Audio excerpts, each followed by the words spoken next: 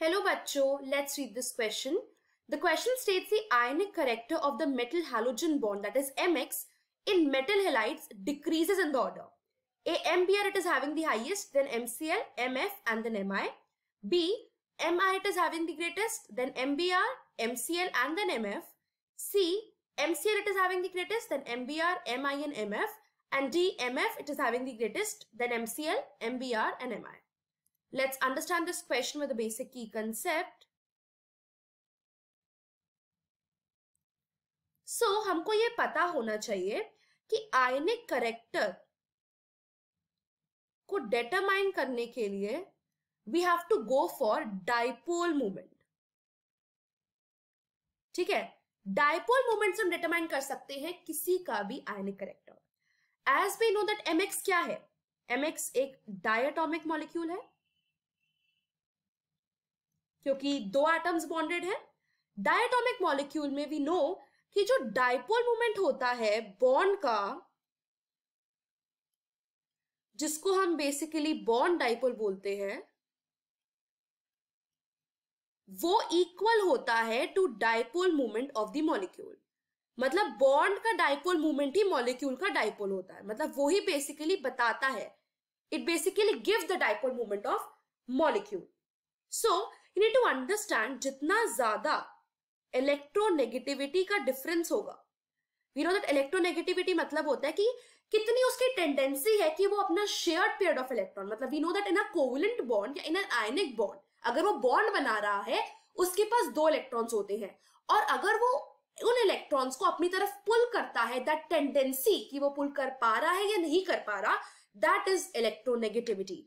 तो जितना ज्यादा इलेक्ट्रोनेगेटिविटी का डिफरेंस होगा उसमें, इसका मतलब क्या है, जितना ज्यादा इलेक्ट्रोनेगेटिव डिफरेंस होगा डाइपोल मोमेंट उतना ज्यादा होगा. सो मोर डाइपोल मोमेंट होगा, as we know, and we can predict through dipole moment the ionic character.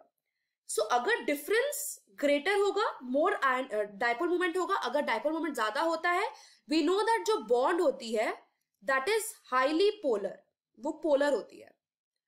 अब अगर मैं mx की बात करूं, so we know that this will be delta negative and this will be delta positive क्योंकि dipole movement का electronegativity difference ज्यादा जा रहा है. x आर हैलोजेंस, इलेक्ट्रोनेगेटिविटी उनकी बहुत ज्यादा होती है respective to all the other elements. तो इलेक्ट्रोनेगेटिविटी डिफरेंस की वजह से ये नेगेटिव करेक्टर ले रहा है and the bond is becoming very polar, right. And as we know that ionic bond कब बनती है, जब इलेक्ट्रॉन का कंप्लीटली ट्रांसफर होता है एक एटम से दूसरे एटम तक. नाउ लेट्स अंडरस्टैंड कि इलेक्ट्रोनेगेटिविटी डिफरेंस से हम आयनिक करेक्टर कैसे निकालते हैं. So we need to understand जितना ज्यादा इलेक्ट्रोनेगेटिविटी का डिफरेंस होगा उतना ज्यादा बॉन्ड इज पोलर, मतलब पोलैरिटी बढ़ रही है. जब पोलैरिटी बढ़ेगी सो वी नो कि इलेक्ट्रॉन का कंप्लीटली ट्रांसफर नहीं हो पा रहा है, राइट. मतलब इलेक्ट्रॉन का कंप्लीटली ट्रांसफर हो रहा है from one atom to another atom, right. अगर वो कंप्लीटली ट्रांसफर हो रहा है तो मतलब वो आयनिक बॉन्ड बना रहा है एंड उसका आयनिक करेक्टर इंक्रीज होता है. मतलब अगर डायरेक्टली प्रोपोर्शनल की बात करी जाए सो इलेक्ट्रोनेगेटिविटी का difference it is directly proportional to ionic character. So let's find out कि as we go down the group कैसे मेटल हैलोजन बॉन्ड का आयनिक करेक्टर इफेक्ट होता है. So as we go down the group, सबसे पहले we know that जैसे हम नीचे जाएंगे ग्रुप के साइज बढ़ता है क्योंकि शेल्स बढ़ रहे हैं, नंबर ऑफ शेल्स बढ़ रहे हैं तो साइज बढ़ेगा.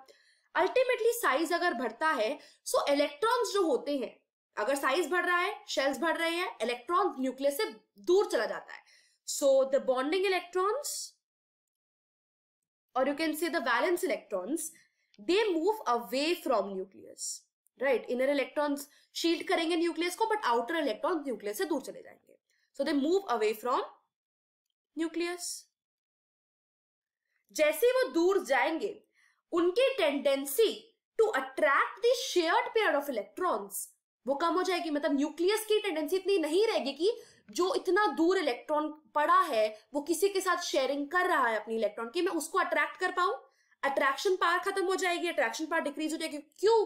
क्योंकि दूर चला गया इलेक्ट्रॉन। जब उसके पास इतनी टेंडेंसी ही नहीं रहेगी शेयर्ड पेयर ऑफ इलेक्ट्रॉन्स को अट्रैक्ट करने के लिए, so what will happen, electronegativity decrease हो जाएगी। इलेक्ट्रोनेगेटिविटी के डिक्रीज होने से what will happen, we know that electronegativity difference ज्यादा आ जाएगा। एक और चीज से हम डिटरमाइन कर सकते हैं alternatively, mx that is the bond, अगर मैं फ्लोरीन लूं, we know that fluorine is the highest electronegative atom पूरे पीरियोडिक टेबल में। जब इतना इलेक्ट्रोनेगेटिव है, वो इतनी हाईएस्ट इलेक्ट्रोनेगेटिविटी है, और m being a metal halide जो ग्रुप नंबर 1 पे है, राइट, तो उनकी इलेक्ट्रोनेगेटिविटी तो बहुत कम है। इतना ज्यादा डिफरेंस आ गया तो आयनिक करेक्टर तो बहुत ज्यादा हो जाएगा, राइट, ज्यादा आयनिक करेक्टर बन जाएगा। इजिली बॉन्ड को हम पोलराइज कर सकते हैं, फ्लोरीन को नेगेटिव दे सकते हैं, delta negative, and metal halide को डेल्टा पॉजिटिव दे सकते हैं।